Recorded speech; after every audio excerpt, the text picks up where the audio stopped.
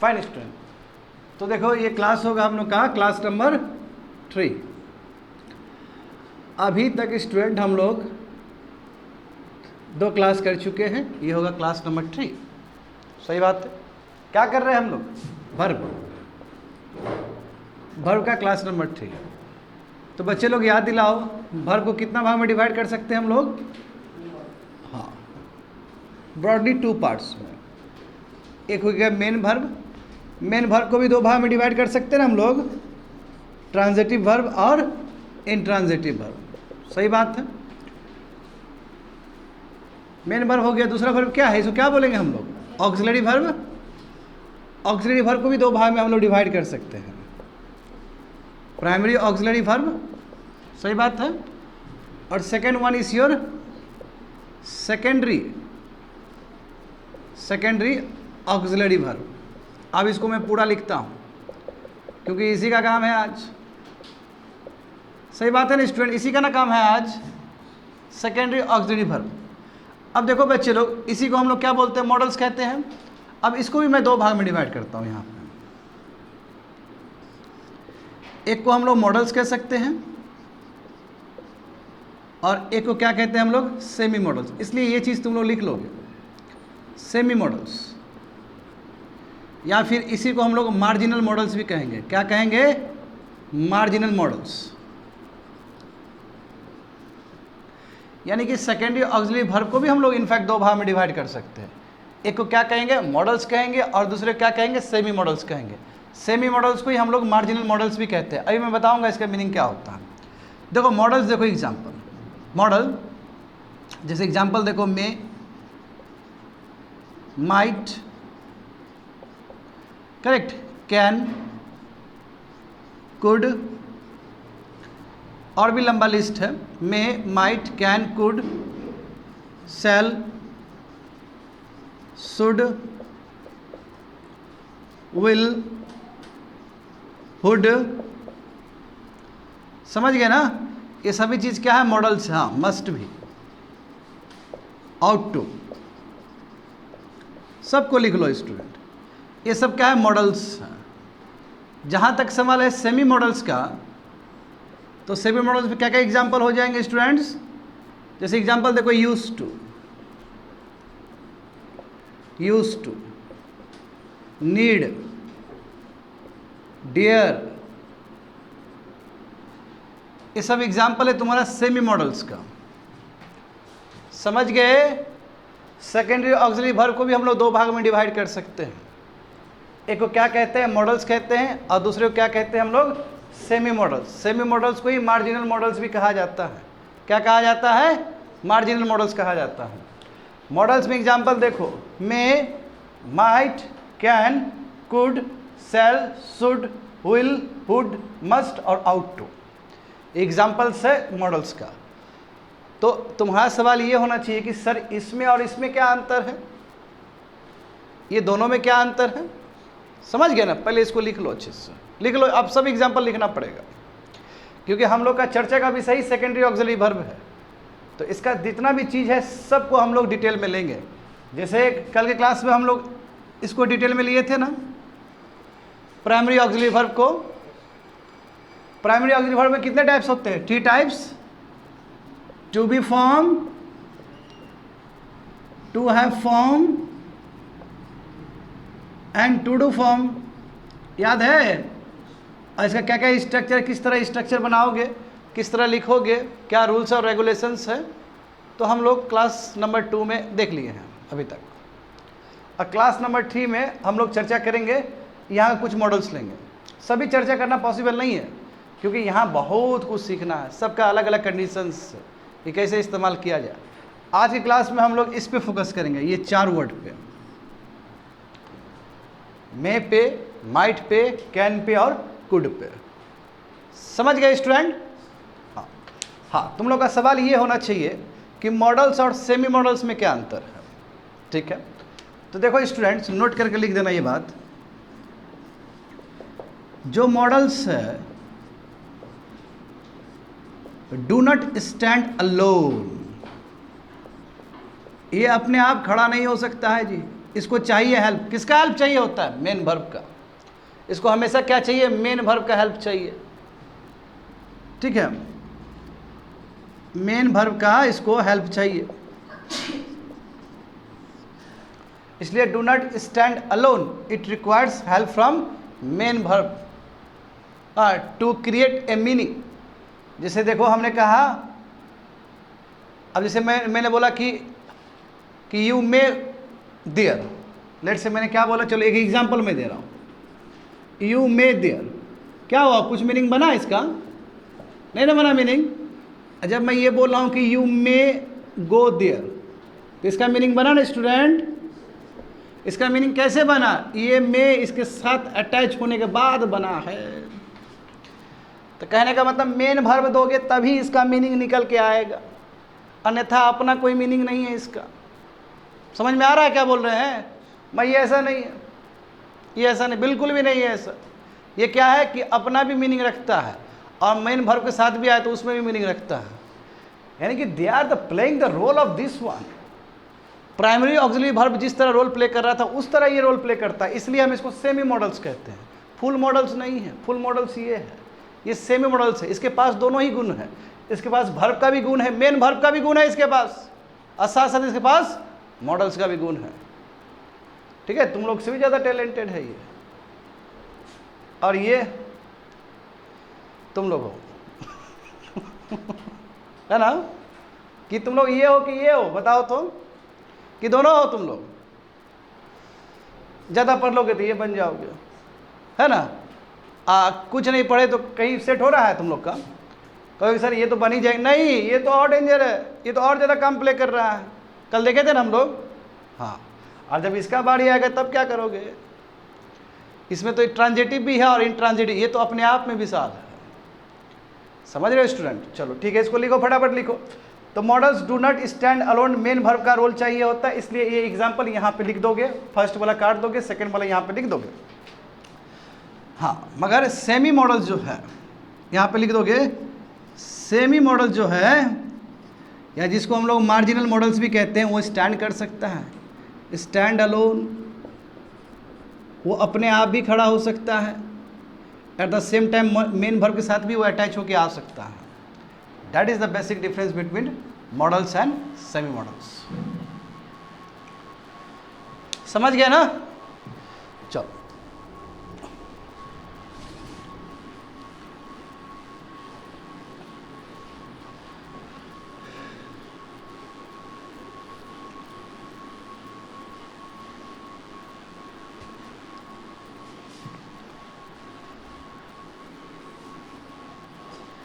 देखो स्टूडेंट, अभी जो मॉडल्स देख रहे हो,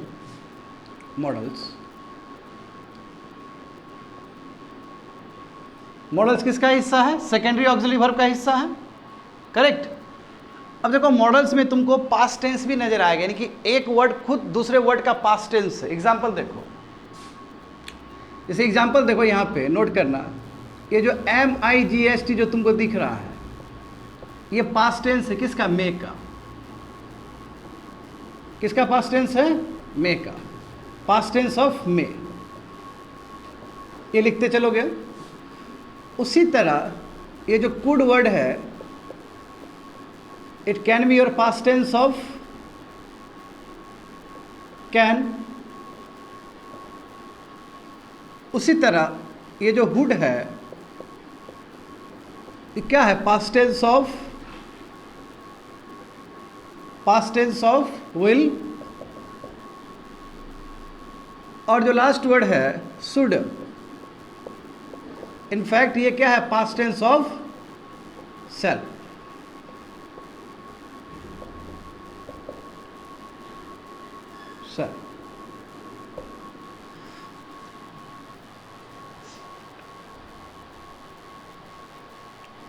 समझ गए ना? माइट क्या है? पास्ट टेंस ऑफ मे है। कुड क्या है? पास्ट टेंस ऑफ कैन है। वुड क्या है तुम्हारा? पास्ट टेंस ऑफ विल है। और शुड क्या है? पास्ट टेंस ऑफ सेल है। ठीक है स्टूडेंट, लिख लिया हो? समझ में आ गया नहीं चीज? हाँ, बट देखो, माइट भले ही पास्ट टेंस हो मे का, इसका मतलब ये नहीं हुआ कि माइट प्रेजेंट टेंस में यूज नहीं हो सकता। बढ़िया से कान खोल के सुनो क्या बोल रहे हैं। कुड भले ही पास्ट टेंस हो कैन का, इसका मतलब ये नहीं कि कुड प्रेजेंट में यूज नहीं हो सकता है। सिमिलरली भले ही सेल का पास्ट टेंस शुड हो, इसका मतलब ये नहीं कि वो प्रेजेंट में यूज नहीं हो सकता है। तो कहोगे सर फिर फायदा क्या हुआ पास्ट टेंस का? सवाल ये होना चाहिए तुम लोग का। तो फिर क्या हुआ, मतलब क्या बनता है? मतलब जैसे गो का वेंट हो गया पास्ट टेंस, तो हमेशा पास्ट टेंस में ही यूज करेंगे। मैं ये कैसा मॉडल्स है? आप बोल रहे हैं कि उसका पास्ट टेंस, फिर बोले कि पास्ट में नहीं कि पास्ट में भी यूज करना, प्रेजेंट में भी आप यूज कर सकते हो, ऐसे कुछ बोल रहे हैं हम। देखो बच्चे लोग, इसका एक एप्लीकेशन हुआ ना, माइट का एक एप्लीकेशन हुआ कि वो पास्ट टेंस है मेक का। माइट का और भी एप्लीकेशन, माइट का और भी रूप है, और उस रूप के अंतर्गत वो प्रेजेंट में काम कर सकता है। आया समझ में? उसी तरह कुड एक शब्द है कैन का पास्ट टेंस है। कुड का और भी एप्लीकेशन है जो कि प्रेजेंट में लग सकता है, और उससे कोई लेना देना नहीं है पास्ट टेंस से। उसी तरह देखो, विल का भले ही हुड पास्ट टेंस हो, विल का भले ही पास्ट टेंस हुड हो, इसका मतलब ये नहीं कि प्रेजेंट में यूज नहीं हो सकता, प्रेजेंट में बिल्कुल यूज हो सकता है, क्योंकि उसका एप्लीकेशन और भी है, उसका कार्य और भी है। आ रहा है समझ में? बहुत सिंपल भाषा में समझा रहे हैं। उसी तरह सेल का भले ही पास्ट टेंस शुड हो, तो ठीक है, इसका इस चीज़ को यदि हमको पास्ट में दिखाना है तो हमको शुड ही यूज़ करना है, मगर उसके बावजूद भी शुड का और भी काम है जो कि प्रेजेंट में हो सकता है। आया समझ में ना? हाँ, देखो ये कितना अलग है बाकी वर्ब से। मेन वर्ब में क्या था? मेन वर्ब में जो पास्ट हो गया, जैसे गो के बाद क्या होता है? वेंट आता है, V1 V2 V3 V4 V5। गो का पास्ट टेंस क्या होगा? वेंट। तो वेंट हमेशा यूज होगा, पास्ट टेंस में ही यूज हो सकता है। मैं ऐसा नहीं, ये मॉडल्स ये पास्ट टेंस में भी यूज हो सकता है, प्रेजेंट टेंस में भी हो सकता है, इसलिए तो ये अलग है मेन वर्ब से, क्योंकि उसका और भी एप्लीकेशन उसके साथ अटैच। बात समझ गए ना? चलो ठीक है, ये लिख लिया होना स्टूडेंट। चलो, तो आज हम लोग लेते हैं, आज हम लोग का विषय रहेगा, आज पूरा क्लास में हम लोग 4 मॉडल्स पे काम करेंगे। फर्स्ट वन मे, लिखो मे। हाँ, नंबर 1 मे का फर्स्ट मॉडल्स ले रहे हैं हम लोग। मे फर्स्ट देखो, इसका किस चीज़ में इस्तेमाल कर सकते हैं हम लोग? परमिशन के लिए, परमिशन या फिर हम लोग रिक्वेस्ट के लिए, फॉर्मल रिक्वेस्ट कह सकते हैं, रिक्वेस्ट के लिए इसका इस्तेमाल हो सकता है। जैसे तुम लोग डोर पहुंचते हो तो बोलते हो ना, मे आई कम इन sir.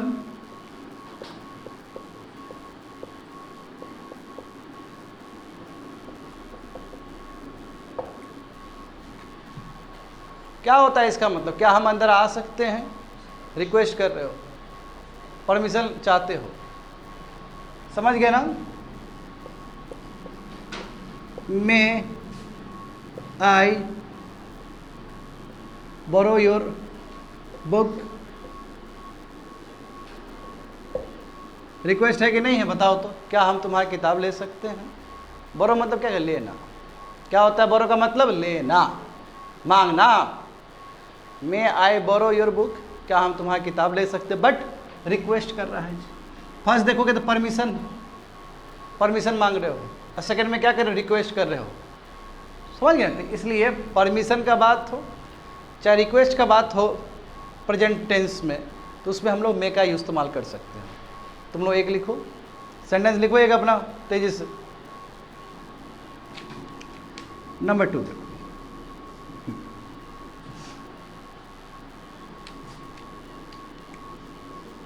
possibility,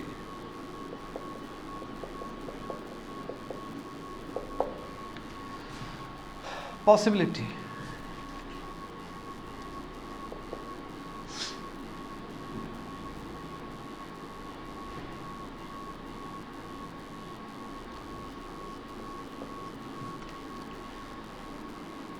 the sky is cloudy, the sky is cloudy, it may rain today.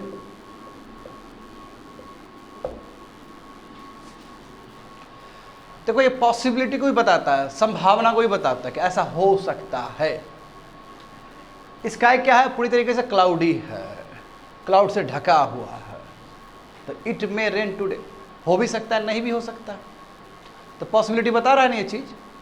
हाँ, अब यहाँ पे मैं नोट करके लिखाना चाहूँगा, ये स्टूडेंट नोट करके लिखो कि जो माइट है, हम जानते हैं ना कि माइट पास्ट टेंस है ना। एक एप्लीकेशन क्या है कि मे का पास्ट टेंस माइट है। यदि तुम प्रेजेंट टेंस में, हम बोले ना कि माइट को प्रेजेंट में यूज़ किया जा सकता है ना। यदि हम माइट को लिखते हैं तो माइट का मतलब क्या हो जाएगा? इसका मतलब होता है रिमोट पॉसिबिलिटी। अब मतलब समझाता हूँ, लिखते चलो। रिमोट पॉसिबिलिटी, एग्जाम्पल समझो, he might win the first prize.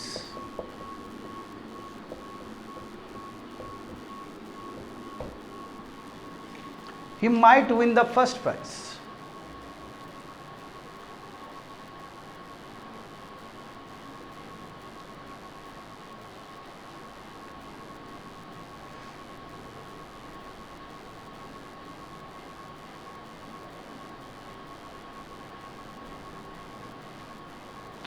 अब यहाँ पे समझो स्टूडेंट, ये तो समझ में आ गया तुम लोग को।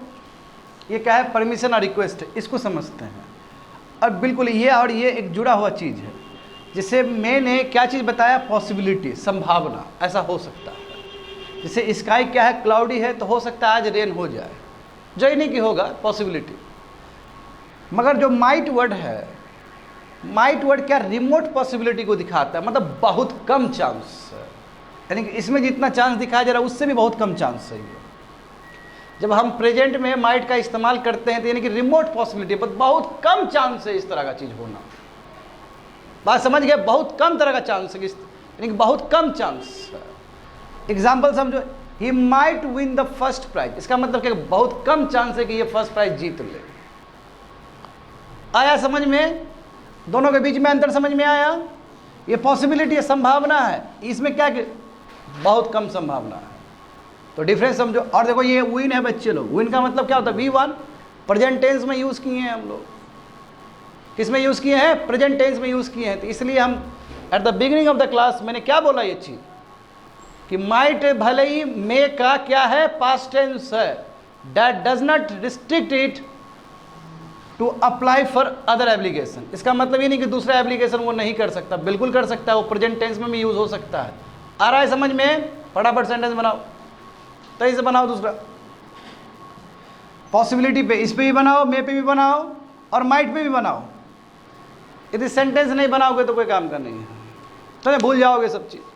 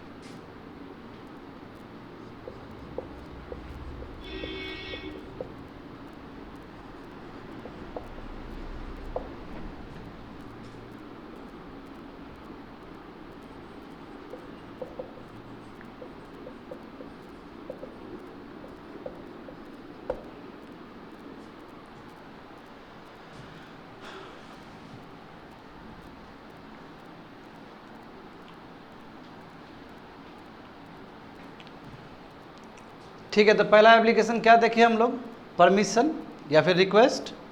सेकंड में क्या देखें, पॉसिबिलिटी, माइट के लिए रिमोट पॉसिबिलिटी। थर्ड में देखते हैं स्टूडेंट, यहाँ पे ध्यान दो, थर्ड में क्या लिखे हैं कि पर्पस, एक पर्पस को दिखाने के लिए मे का प्रयोग किया जा सकता है। पर्पस, एग्जाम्पल समझो, क्या है पर्पस। वी ईट फूड, हम लोग खाना खाते हैं किस लिए, ताकि हम लोग जीवित रह सके। तो ये जो किया जा रहा है इसका कुछ पर्पस है ना। जब आपका पर्पस क्लियर है तो उस समय भी आप मे का प्रयोग कर सकते हो। और यदि पास्ट में कोई पर्पस रहा हो और वो कंप्लीट हो गया तो माइट यूज कर सकते ना उस समय मे का जो पास्ट टेंस है माइट का प्रयोग किया जा सकता है। ही लेफ्ट, मतलब वो चला गया, किस लिए चला गया, so that we might live here, ताकि हम लोग यहां पे रह सके। मैं ये बात पास्ट का है, ये बात प्रेजेंट का है। तो इस समय तुमको दिखेगा कि माइट पास्ट टेंस के रूप में काम कर रहा है मे का। मैं पर्पस क्लियर है कि नहीं है। जैसे एग्जांपल देखो, अभी इंग्लिश क्लास चल रहा है ना, चलो तुम्हें लोग का बना देते हैं। You come here so that you may learn English। तुम लोग क्यों यहाँ पे आते हो, या क्यों बच्चे लोग YouTube देखते हैं, बताओ। सही बात है ना, पर्पस है ना, यहाँ आने का पर्पस है ना तुम लोग का कि कहानी सुनना है तुम लोग को ऐसा तो नहीं है कि भूत का कहानी सुनने के लिए आते हो। नहीं आते हो तो बोलो, भूत का कहानी हम निकालते हैं बढ़िया वाला, है ना, जो नहीं है वो भी लगा के बता देंगे। तो फिर यानी कि आप कहीं पे भी जा रहे हो, आपका पर्पस तय है। यदि आपका पर्पस है तो उस समय आप लोग मे का इस्तेमाल कर सकते हो। समझ गया। तो you come here so that you may learn English, ताकि आप लोग इंग्लिश सीख सको, इसलिए आप लोग यहाँ पे आ रहे हो। समझ गए ना। हाँ, यदि पास्ट टेंस में कोई चीज़ हुआ है तो वो भी लिख सकते हो। They came here so that they might learn English, ताकि वो लोग सीख सके। अब सीखे या नहीं सीखे वो विषय दूसरा है। मैं पास्ट में भी जो पास्ट में भी तो एक पर्पस तय किया गया होगा ना, ठीक है, इसको लिख लो स्टूडेंट। तो पर्पस दिखाने के लिए भी हम लोग प्रयोग कर सकते हैं। अब तुम लोग लिखो अपना, दोनों का लिखना, मे का भी लिखना, माइट का भी लिखना, भले ही रॉन्ग हो मगर लिखो, सेंटेंस लिखो, बाद में हम चेक कर लेंगे।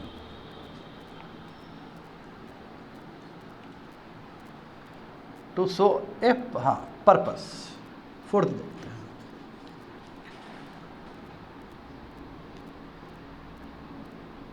Information.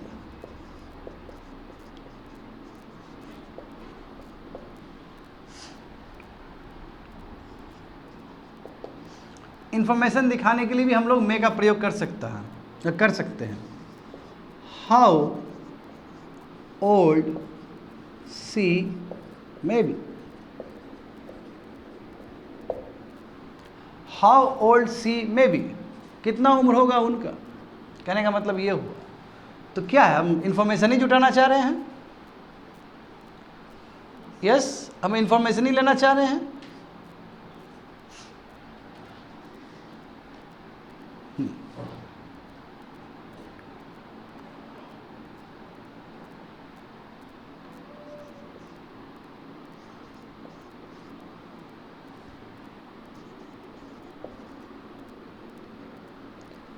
Who may be my friends here? Who may be my friends here? कौन मेरा दोस्त बनना चाहता है यहाँ पे। तो देखो, yes, it is a kind of information. आप इंफॉर्मेशन लेना चाह रहे हो, तो इंफॉर्मेशन लेने के लिए भी हम लोग मे का प्रयोग कर सकते हैं। समझ गए स्टूडेंट, ये मिटा देना। हाँ,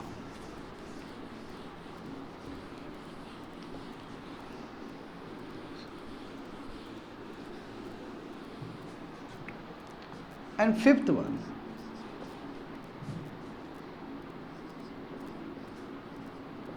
सो गुड विशेस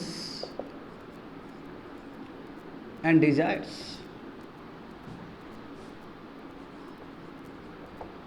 विशेस और डिजायर्स को दिखाने के लिए भी हम लोग मे का प्रयोग कर सकते हैं।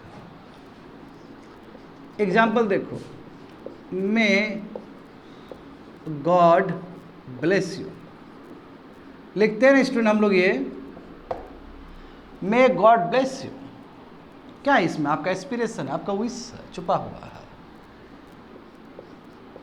मे यू लिव लॉन्ग,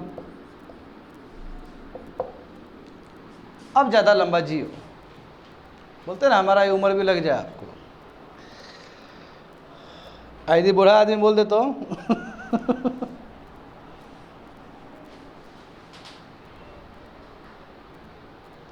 समझ रहे हो बात को?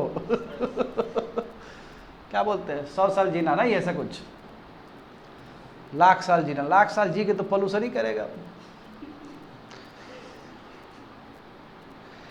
60-65 में निकलो 60-65 में निकल जाओ, ज़्यादा नहीं जीना है। हाँ, मत जियो ऐसा कि याद रहे, जमाना याद रखे क्या जिया है। पता चला कि 150 साल जिया, कुछ नहीं किया, जुआ खेल रहा था, मदिरा पान कर रहा था, ऐसा जीना भी क्या जीना? जीना है तो विवेकानंद की तरह जियो। हाँ, 40 साल से अंदर चले गए वो कितना कुछ करके चले गए। अभी भी हिस्ट्री में उनका नाम आता है, अभी भी पढ़ाना पड़ता है हमारे जैसे टीचर को कि देखो शिकागो पार्लियामेंट में 1893 में कितना भाषण दिए थे, न्यू हिंदुइज्म का घर रखे थे स्वयं विवेकानंद। तो काम ऐसा करो ना, काम करो, भगत सिंह की तरह काम करो। कितना कम उम्र में वो चले गए, शहादत दे दी अपना। सही बात है ना? तो मैटर नहीं करता है जीवन कितना लंबा है, मैटर करता है कि आपने जीवन में क्या किया। समझ गए? हाँ, देखो बच्चों, यहाँ पे देखो ये क्या है। अच्छा, कुछ मुझे बताना है स्टूडेंट, पहले तो ये देखो और उसके बाद काउंटर क्वेश्चन पूछना हमसे। गुड विशेस यानी कि अच्छा विशेष दिखाने के लिए, डिजायर दिखाने के लिए भी हम लोग मे का प्रयोग कर सकते हैं। यही हुआ मतलब है ना। विशेष का मतलब क्या होता है? शुभकामना जो देते हैं हम लोग। डिजायर का मतलब क्या होता है? इच्छा। सही बात है, so simple. May God bless you, हाँ, भगवान तुमको अच्छा रखे, भगवान तुमको आशीर्वाद दे। इसका मतलब यही हुआ तुम्हारा आयु लंबा हो।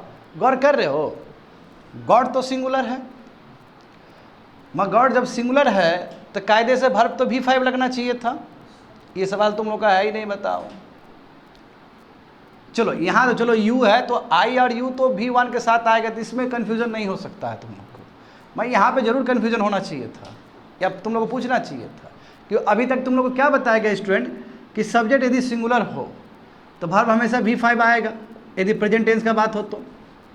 यही ना बोले हैं, क्योंकि जो V5 है आपका वो सिंगुलर वर्ब कहते हैं उसको।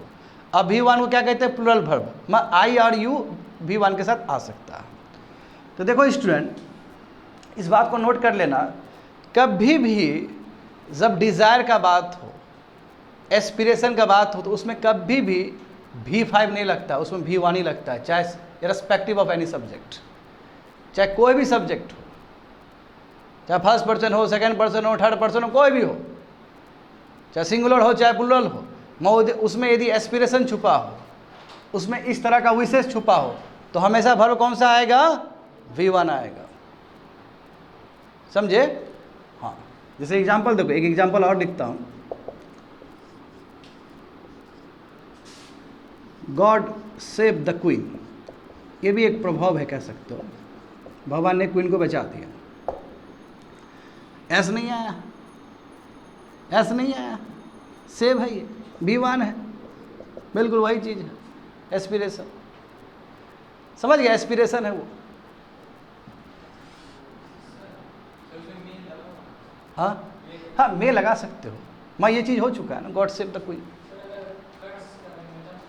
कर्स नहीं, विशेष होना चाहिए उसमें, विशेष, एस्पिरेशन, गुड, पॉजिटिव। हाँ नहीं, ऐसा मत करो नहीं हो सकता। गुड विशेस, एस्पिरेशन, एस्पिरेशन कभी नेगेटिव नहीं हो सकता है। एस्पिरेशन नेगेटिव होना भी नहीं चाहिए, समझ रहे हो ना।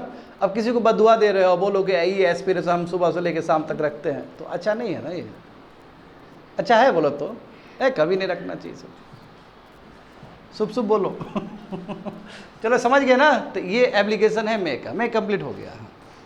हाँ चलो मे को ही थोड़ा और खोल देते हैं। अच्छा तुम लोग डायरेक्ट स्पीच और इनडायरेक्ट स्पीच जानते हो ना स्टूडेंट? नहीं जानते हो तो कोई बात नहीं, थोड़ा सा बता देते क्योंकि उसका यूज़ यहाँ पे होगा। देखो यहाँ पे समझो स्टूडेंट, यहाँ पे समझो। डायरेक्ट स्पीच का मतलब क्या होता है? वही नरेशन, डायरेक्ट नरेशन और इनडायरेक्ट नरेशन। डायरेक्ट स्पीच का मतलब क्या होता है? किसने किसको क्या बोला उस समय। और इनडायरेक्ट स्पीच या इनडायरेक्ट नरेशन का मतलब क्या कि जो भी उस समय बोला, थर्ड पर्सन इस चीज़ को कैसे बोलेगा। जैसे एग्जांपल देखो, मैं बताता हूँ, देखो ही सेज, क्योंकि ही है तो से आएगा V5। He says may I borrow your car.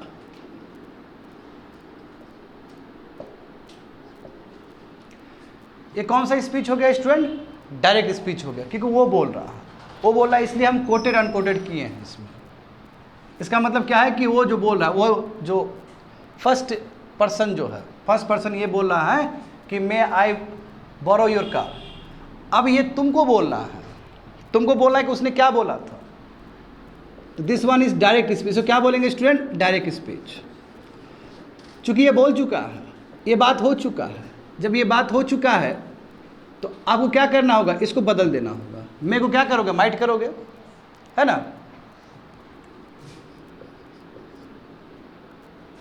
अच्छा चलो जो, अच्छा एक काम करते, रुक जाओ स्टूडेंट, ये जो है वर्ब है इसको मैं पास्ट टेंस बना देता हूँ। He said may I borrow your car, लेकिन उसने कहा, पास्ट टेंस में कहा, क्या मैं आपका कार ले सकता हूँ। तो इसको मैं बदल रहा हूँ। He asked if I might बोरो,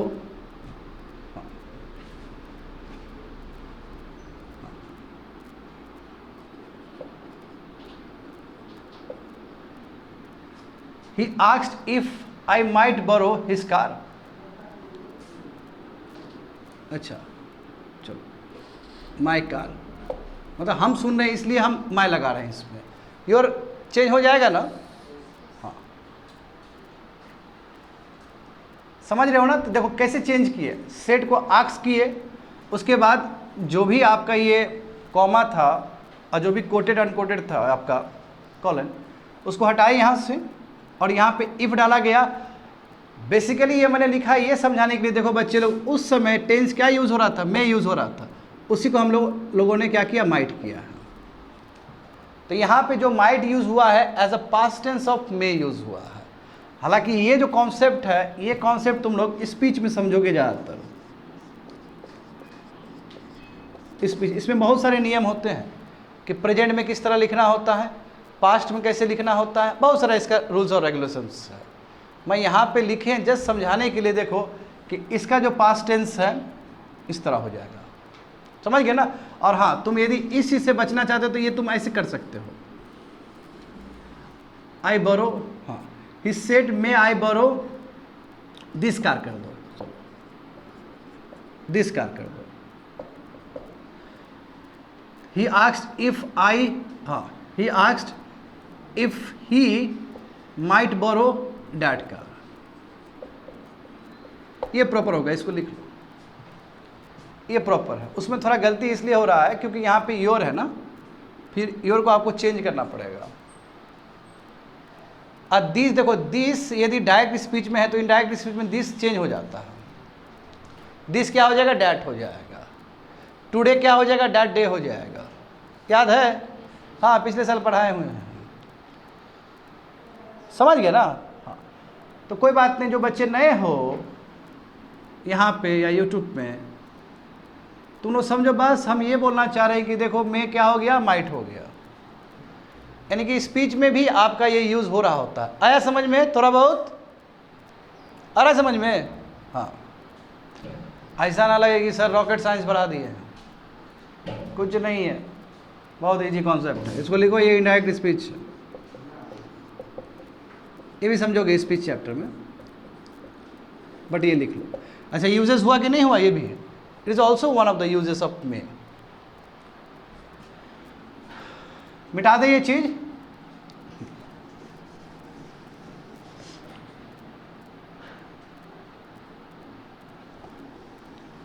चलो, मे कंप्लीट हो गया। अच्छा, मे के साथ हम लोग माइट भी कर रहे थे ना। हाँ, माइट थोड़ा अलग से भी देख लेते हैं। देखो नंबर 2 लो। नंबर 2 मॉडल्स देखने वाले हैं माइट, और हम माइट जानते हैं कि माइट का कुछ कुछ एप्लीकेशन हम मे में ही देख चुके हैं। जैसे स्पीच का हो गया, जैसे रिमोट पॉसिबिलिटी का हो गया, करेक्ट। हाँ, इसमें और भी देखेंगे हम लोग। नंबर 1 देखो, ये पोलाइटनेस है, बहुत ज़्यादा ही विनम्र वाला चीज़ है। पोलाइट, इट रिफ्लेक्ट्स पोलाइटनेस, विनम्र है ना। हम्बल रिक्वेस्ट के रूप में ये यूज़ किया जा सकता है। जैसे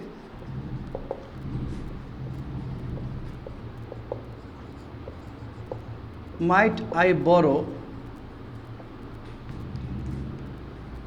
योर कार, यानी कि बहुत ही हम्बल रिक्वेस्ट है ये, क्या मैं आपका गाड़ी ले सकता हूँ, ठीक है। हाँ, मगर ये बहुत ज़्यादा ही हम्बल रिक्वेस्ट है। कहो कि सर मे वाला ज़्यादा हम्बल रिक्वेस्ट है कि माइट वाला है, तो माइट है, माइट ज़्यादा हम्बल रिक्वेस्ट है, समझ गए ना। हाँ, और दूसरा तो मैं रिमोट पॉसिबिलिटी बता चुका हूँ स्टूडेंट, उसमें देखो तो वहाँ पे रिमोट पॉसिबिलिटी है। हाँ, अब ये देखो पास्ट एक्शन, कई बार ये पास्ट एक्शन को दिखाता है। Past action specially perfect tense में हो, स्पेशली परफेक्ट टेंस में हो तो एक्शन कंप्लीट नहीं हुआ है। मैं बताता हूँ, एक्शन नॉट कंप्लीट। अब एग्जाम्पल बताऊंगा तब समझ में आएगा। एग्जाम्पल देखो, he might have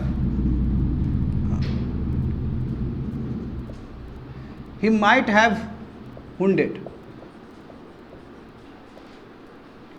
He might have wounded. First one, चलो ए है। बी देखो, he may have wounded. wounded समझते हो ना क्या होता है, मतलब चोटिल होना। चोटिल होता, एक्सीडेंट हो जाता है ना। हाँ, कई बार एक्सीडेंट हो जाता है। हाँ, इंजर्ड होना, wounded का मतलब इंजर्ड ही होना होता है, जख्मी होना।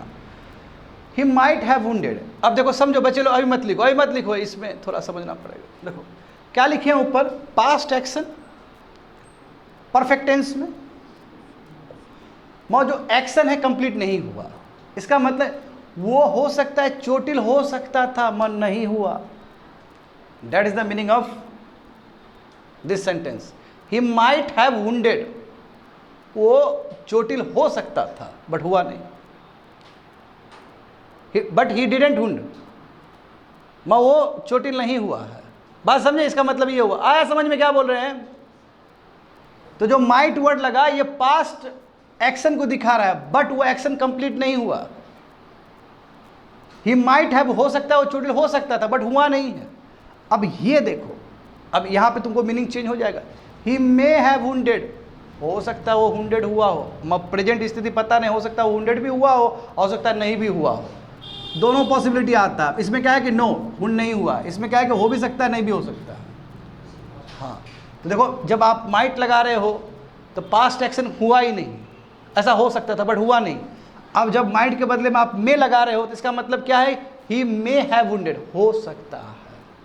हो सकने में क्या है कि हो भी सकता है नहीं भी हो सकता है, दोनों पॉसिबिलिटी है। बट यहाँ पे क्या है कि नहीं हुआ है। You just see the placement of one word, ये वर्ड और ये वर्ड, देखते हो दोनों का मीनिंग चेंज हो गया। समझ पा रहे हो ना। हाँ, चलो इसको लिख लो।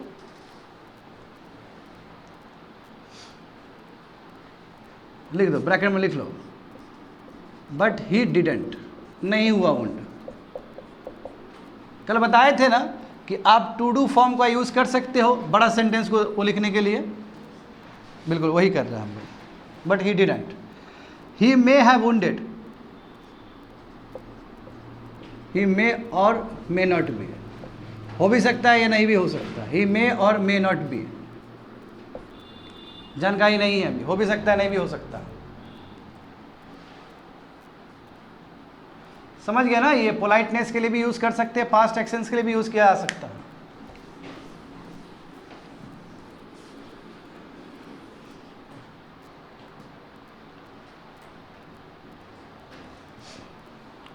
और स्पीच में कैसे यूज करते हैं मे को माइट के रूप में, तो हम लोग फर्स्ट में ही जान चुके हैं, क्योंकि कॉमन चीज है, दोनों एरिया कॉमन है ना। इसका कुछ उधर भी देखे रिमोट पॉसिबिलिटी,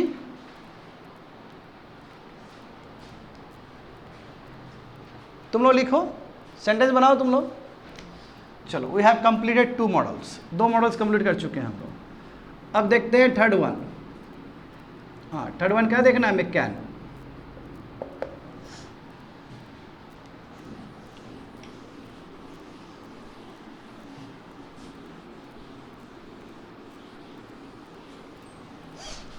कैन, देखो कैन का प्रयोग जानते हो। हाँ, कैन का प्रयोग बहुत तरीके से हो सकता है। जैसे नंबर 1 देखते हैं, एंगर, सरप्राइज, इस चीज़ के लिए भी इस्तेमाल किया। थ्रेट, एस्टॉनिशमेंट, बहुत हो सकता है इसमें एप्लीकेशन। देखो जैसे एग्जांपल देखो, how can she talk, how can she talk like that, कैसे वो इस तरह बात कर सकती है? सरप्राइज है ना इसमें, स्टूडेंट, सरप्राइज एलिमेंट है ना इसमें। हाँ, इसमें सरप्राइज एलिमेंट है। A, how can she talk like that, कैसे वो इस तरह बात कर सकती है? Full surprise. हाँ। B, how can he, how can you resign, कैसे तुम रिजाइन कर सकते हो? Full surprise. इसमें कह सकते हो कि सरप्राइज प्लस एंगरनेस, गुस्सा भी है, कैसे वो बात कर सकते हैं इस तरह? हाँ, इसमें लिख दो, इसमें एंगरनेस भी छुपा हुआ है, इसमें फुल सरप्राइज। तो सरप्राइज और एंगरनेस को दिखाने के लिए भी हम लोग इस्तेमाल कर सकते हैं। समझ गए स्टूडेंट? हाँ। नंबर बी देखते हैं, सर्कमस्टेंशियल। सर्कमस्टेंशियल पॉसिबिलिटी को भी दिखाने के लिए इस्तेमाल हो सकता है। अब क्या होता है, एक तो होता है पॉसिबिलिटी और एक है सर्कमस्टेंशियल पॉसिबिलिटी। समझो, यू कैन गो बाय ए बस, यानी कि उस समय का जो परिस्थिति है, उस समय का जो परिस्थिति है उसके हिसाब से पॉसिबिलिटी है। समझ, जैसे अभी क्लास में बैठे हो ना, तो अभी एक परिस्थिति है, सिचुएशन है, अभी के हिसाब से पॉसिबिलिटी है, यानी कि एक कंडीशन के हिसाब से पॉसिबिलिटी। मान लो कोई आया, बोला कि कैसे हम जाए, तो उसको हमने बोला कि बस मिल जाएगा, जाओ। तो यू कैन गो बाय ए बस, तो उस समय का परिस्थिति है वो, तो यू कैन गो बाय ए बस। ये पॉसिबिलिटी सर्कमस्टेंशियल, उस समय का परिस्थिति को रिफ्लेक्ट करता है।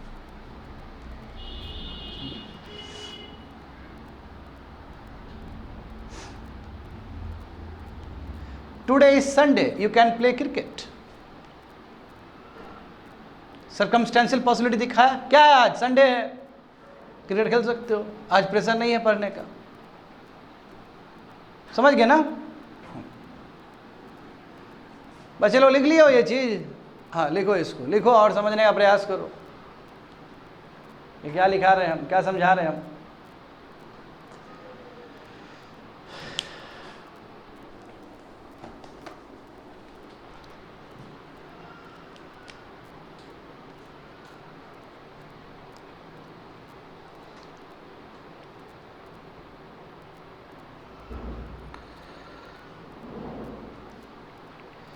और जो ग्रामर का बुक आता है उसको भी साइड बाय साइड देखते रहोगे, तो और ज़्यादा समझ में आएगा। और उससे भी ज़्यादा इम्पॉर्टेंट है कि सेंटेंस लिखो। सेंटेंस नहीं लिखोगे तो सब खत्म हो जाएगा हाथ से। ठीक है, तो देखो पहला एप्लीकेशन हो गया, सेकंड एप्लीकेशन भी हो गया। अब और देखते हैं थर्ड वन, कैपेसिटी। कैपेसिटी को भी रिफ्लेक्ट करता है, चाहे वो कैपेसिटी आपका फिजिकल कैपेसिटी हो, चाहे वो फिजिकल कैपेसिटी हो, चाहे वो आपका मेंटल कैपेसिटी हो।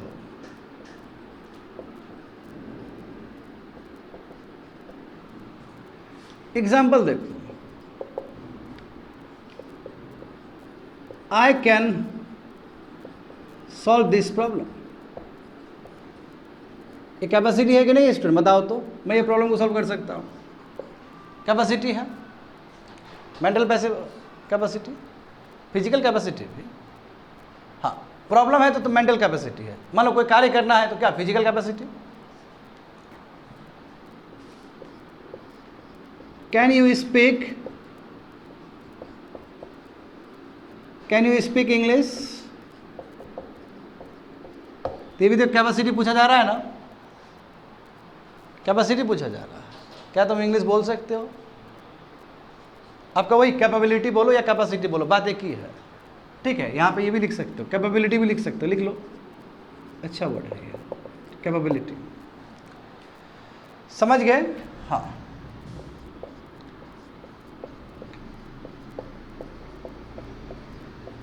Can you lend me some money, क्या तुम कुछ पैसा दे सकते हो मुझे? क्या है, ये भी कैपेसिटी है ना, कैपेसिटी है। यानी कि ये कैपेसिटी केवल अपने तक ही सीमित नहीं है, दूसरे के साथ भी हो सकता है। ठीक है, मतलब फर्स्ट पर्सन तो है ही, सेकंड पर्सन के लिए भी हो सकता है। Can you lend me some money, क्या तुम कुछ पैसा दे सकते हो मुझे? हाँ, तो ये भी कैपेबिलिटी या कैपेसिटी है। आया समझ में स्टूडेंट? तो कैन का प्रयोग कैसे कैसे कर रहे हैं हम लोग। फर्स्ट देखे थे एंगर, सरप्राइज के लिए। सेकंड किस तरह देखे हैं, देखो कॉपी चेक करो, फिर से बोलो। हाँ, सर्कमस्टेंशियल पॉसिबिलिटी के लिए भी हो सकता है। एंड थर्ड वन क्या देखे हम लोग, हाँ, कैपेसिटी, कैपेबिलिटी के लिए भी हो सकता है। ठीक है,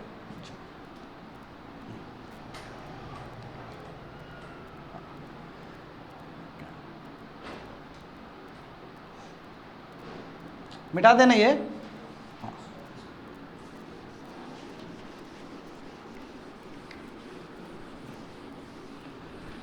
कैन का प्रयोग अधिकतर कैपेसिटी के लिए ही होता है। ठीक से देखोगे ना तो कैपेबिलिटी के लिए ही होता है। चलो मैं एक एग्जांपल दे रहा हूँ, नोट करके। तुम लोग मे भी सीख लिए, माइट भी आ गया, कैन भी हो गया, है ना। तो अब तुम लोग बताना कि इसमें अंतर क्या है। एक देखते हैं हम लोग, may versus can.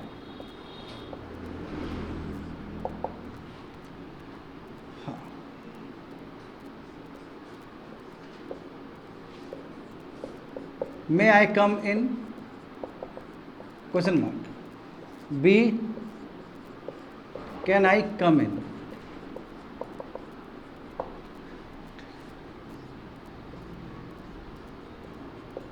May I park?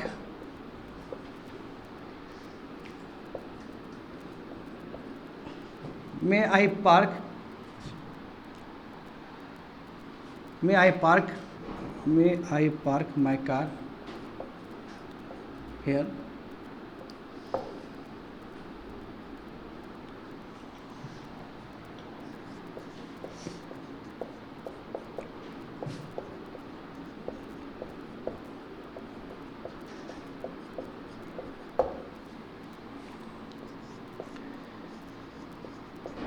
You may park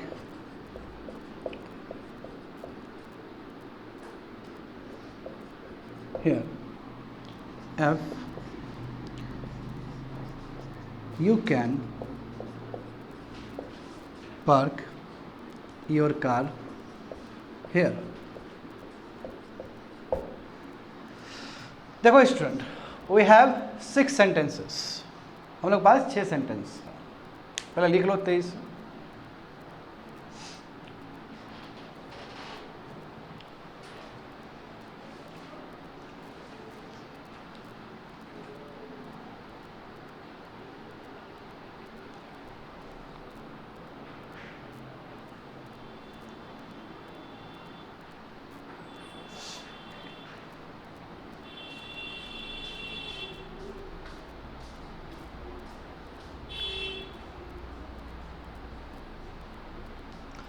देखो यहां पे समझो, अच्छा मे आई कम इन, तो इसमें क्या है कि रिक्वेस्ट है, इट शोज रिक्वेस्ट।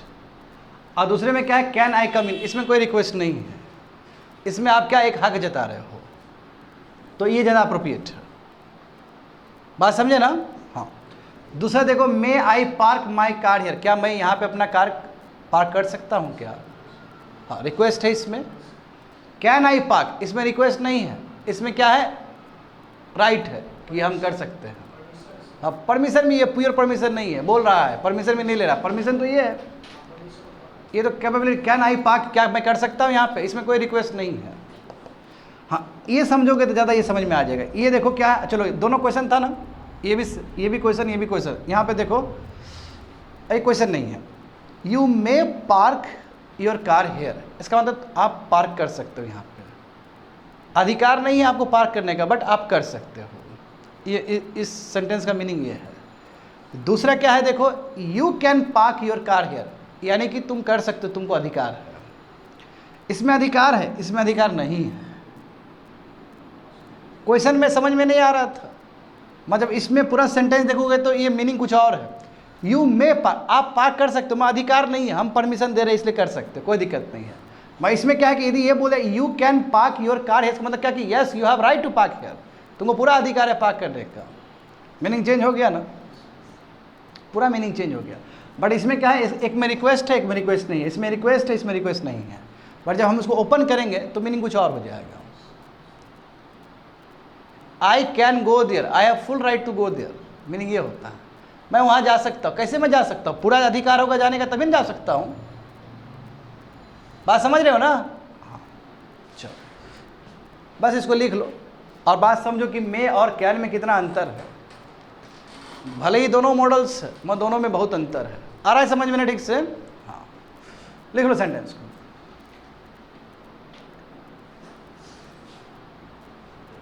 चलो अब क्या बचा हमारे पास, कुड।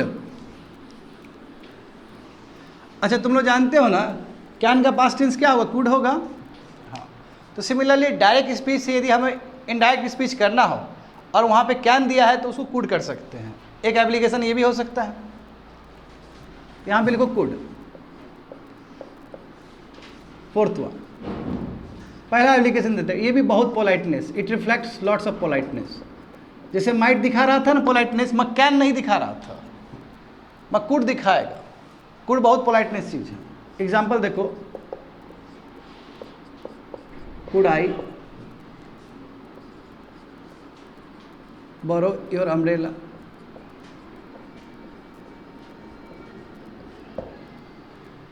क्या मैं अम्ब्रेला जो आपका ले सकता हूँ क्या? ये पूरा रिक्वेस्ट, फुल रिक्वेस्ट है ये। जैसे माइट फुल रिक्वेस्ट है ना, कोई तरह कुड भी फुल रिक्वेस्ट के रूप में यूज़ किया जा सकता है, बट कैन नहीं होगा। कैन कभी भी रिक्वेस्ट नहीं है उसमें। कैन में अधिकार जताया जा रहा है, राइट जताया जा रहा है उसमें। First one. बी देखो, अब बात समझो। हम जानते हैं कि ये पास्ट टेंस क्या है, पास्ट टेंस ऑफ, हाँ देखिए लिख दो, पास्ट कैपेबिलिटी। पास्ट कैपेबिलिटी दिखाने के लिए भी हम लोग कुड का इस्तेमाल कर सकते हैं। एग्जाम्पल देखो, when I was young, I could climb any tree। देख रहे हो ना, पास्ट कैपेबिलिटी, पहले का बात। जब हम यंग हुआ करते थे, जब यंग थे तो हम किसी भी ट्री पे चढ़ जाते थे, मतलब हम किसी भी ट्री पे चढ़ने पे समर्थ थे। पास्ट कैपेबिलिटी, पास्ट कैपेबिलिटी है। अभी तो नहीं है ऐसा बात, पहले का बात है। जैसे हम बोल सकते हैं ना कि पहले जब थे तो हम कोई भी कंपटीशन को जीत सकते थे या कोई भी क्विज को जीत सकते थे। हाँ, पास्ट कैपेबिलिटी को भी कूड दिखा सकता है, समझ गए। हाँ, सी देखो, नेसेसिटी के लिए भी यूज किया जा सकता है। नेसेसिटी एग्जाम्पल देखो,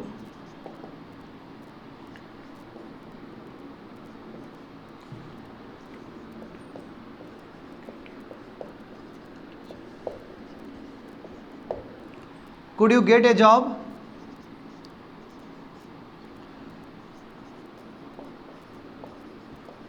Could you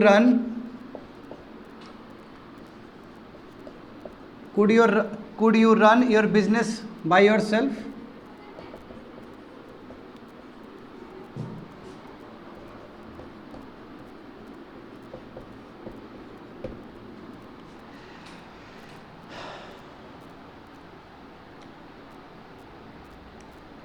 देखो, नेसेसिटी मतलब क्या है कि मान लो कि ऐसा स्थिति आ गया तो क्या कर पाओगे, ये होता है नेसेसिटी।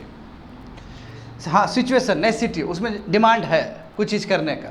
जैसे could you get A job, यानी कि तुम्हारा जॉब छूट जाएगा तो क्या तुम दूसरा जॉब पा सकते हो, इसका मतलब ये हुआ। नेसेसिटी क्या डिमांड है उस समय, क्या आवश्यकता है उसका। तो could you get A job, अब देखो भले ही कुड पास्ट टेंस है ना, देखो यहाँ पे तो तुमको लगा कि भाई ठीक है ये पास्ट टेंस का यूज़ है क्योंकि पास्ट एक्शन है। यहाँ पे तो ऐसा नहीं था और ना ही यहाँ पे ऐसा है। यहाँ पे यदि बोला जा रहा है could you get A job, क्या तुम दूसरा जॉब पा सकते हो, तो इसमें साफ साफ ये संकेत है कि यदि तुम जो जॉब कर रहे हो यदि वो छूटेगा तो क्या इतने कैपेबल हो कि दूसरा जॉब ले सकते हो। नेसेसिटी दिखा रहा है ये, जरूरत वाला चीज़ दिखा रहा है ये। दूसरा देखो, could you run your business by yourself, क्या कुछ हो गया मान लो कि तुम बिजनेस अपने आप चला पाओगे। मान लो हो सकता है कि फादर का डेथ हो जाए, हो सकता है मैनेजर छोड़ के भाग जाए, तो क्या तुम इतना कैपेबल हो कि अपना बिजनेस चला लोगे। नेसेसिटी पूछा जाता है, तो कुड का प्रयोग नेसेसिटी के लिए भी यूज होता है, समझ गए ना। हाँ,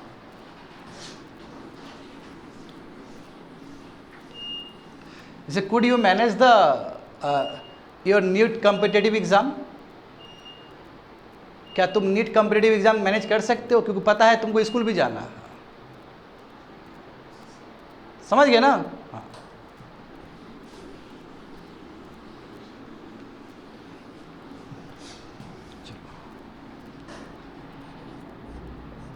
पास्ट एक्शन सेम जो हम लोग किए थे उसमें, पास्ट एक्शन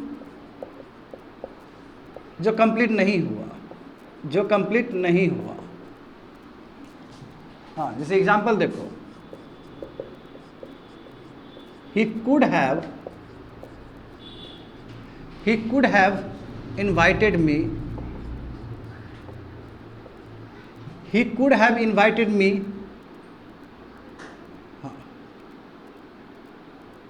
in his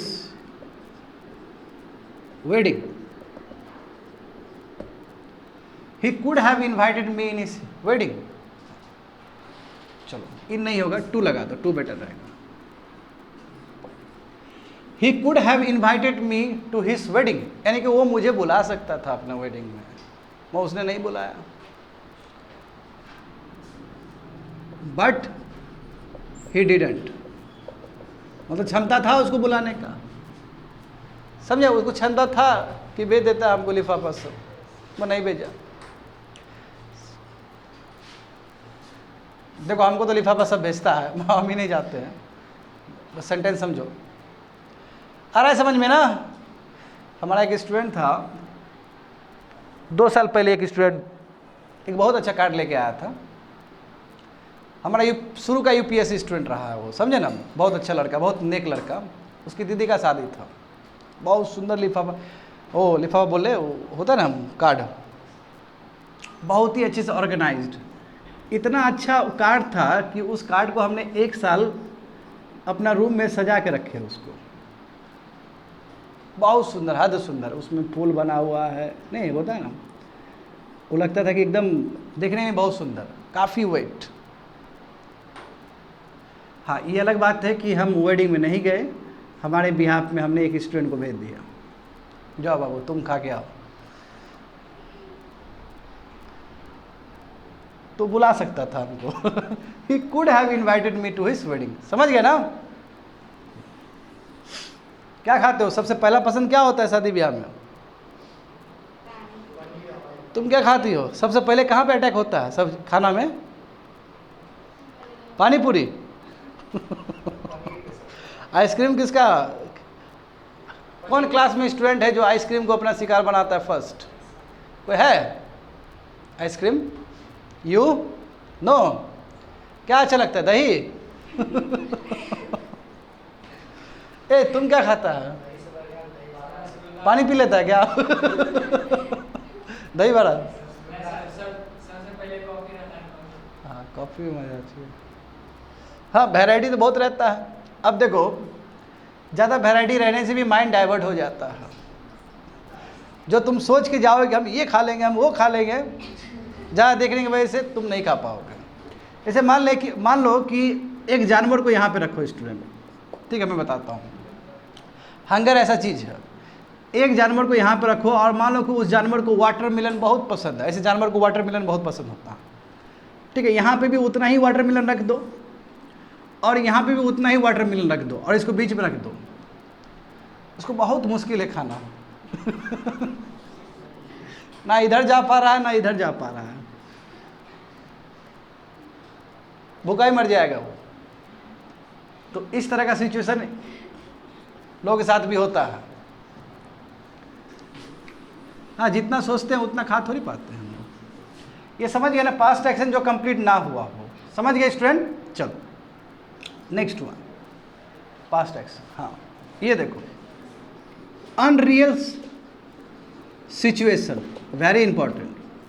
अच्छा बच्चे लोग कल भी तुम लोग को अनरियल सिचुएशन बताए थे ना, इफ आई व ए किंग, वो भी अनरियल सिचुएशन है, यानी कि ऐसा हो नहीं सकता है, बस हम लोग सोच रहे हैं। तो अनरियल सिचुएशन में भी हम लोग कुड का इस्तेमाल कर सकते हैं। एग्जाम्पल देखो, if I had wings, comma if I had wings I could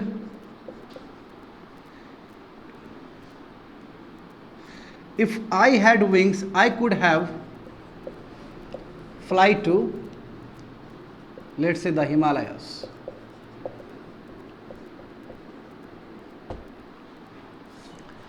यदि मेरे पास पंख होते हैं तो हम हिमालयस में उड़ के चले जाते हैं। मैं ये क्या अनरियल सिचुएशन है ना, ऐसा हो नहीं सकता है।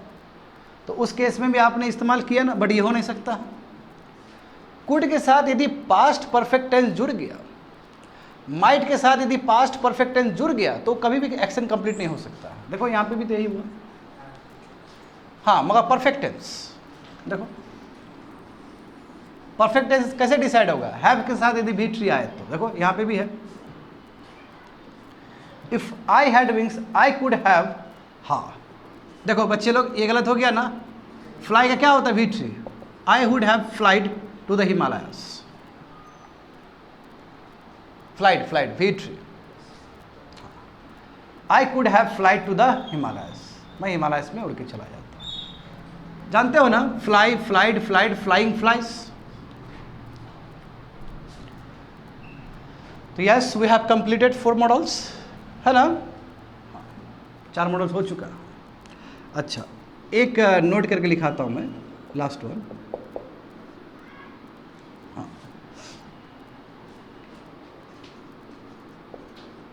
मे not versus can not.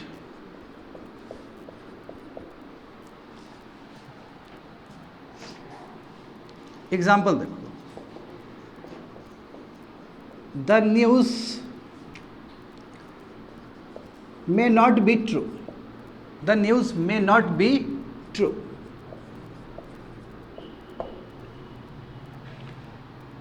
The news may not be true.